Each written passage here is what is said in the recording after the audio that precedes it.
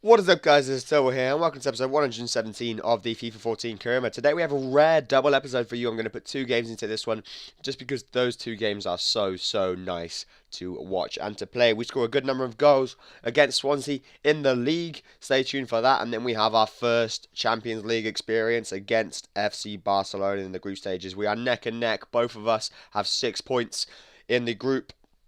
So this is really an early 6-pointer, so to speak, because whoever wins this is probably going to win the group altogether. And it is at the Nou Camp, so we have a tough test. But we start off beautifully. Ben Arthur getting the first chance there.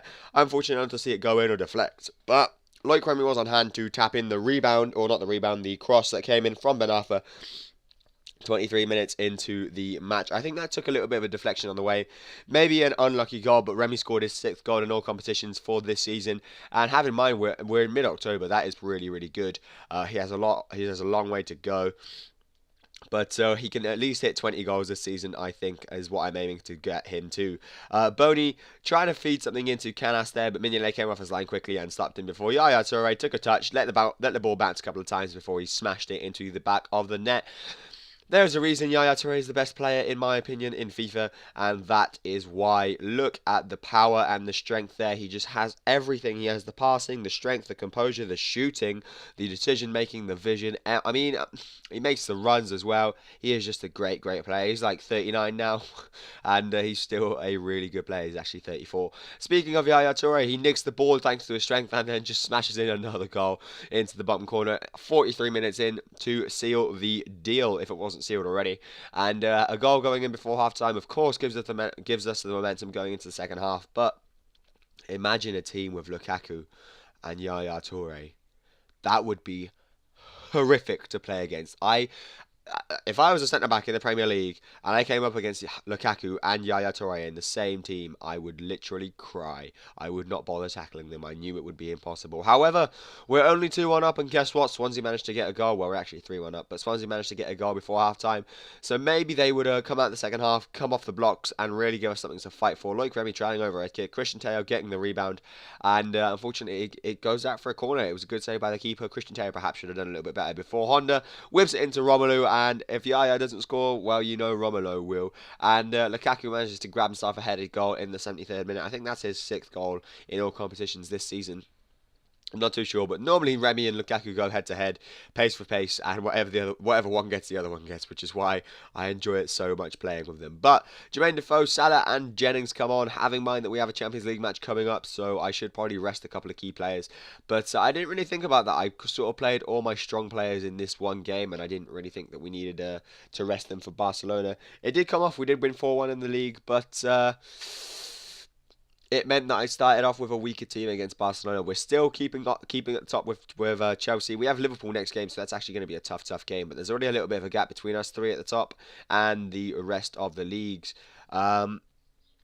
But yeah, we begin against Barcelona in the Champions League. We go to the Nou Camp and we have the first chance. Dani Alves here. He's never going to catch Dale Jennings, but hey, Jennings steps inside, tries to find the pass to Marco Marin, who starts this game ahead of Kensuke Honda, and unfortunately he couldn't. Lascaux was perhaps the only one to keep his place, and he gives the ball away there, and, you know, 2 passes and Messi has a goal in the back of the net. I'm actually going to say that I wasn't concentrating then. I was doing something else on my computer when that happened. But whatever, we move on. Messi here, I mean, Lascaux falls over. Mignolet's beaten. I mean, Messi just grabs another goal. 28 minutes in, and Barcelona are doing what they do best. Only in FIFA will you ever see Barcelona score 2 goals in about 4 minutes.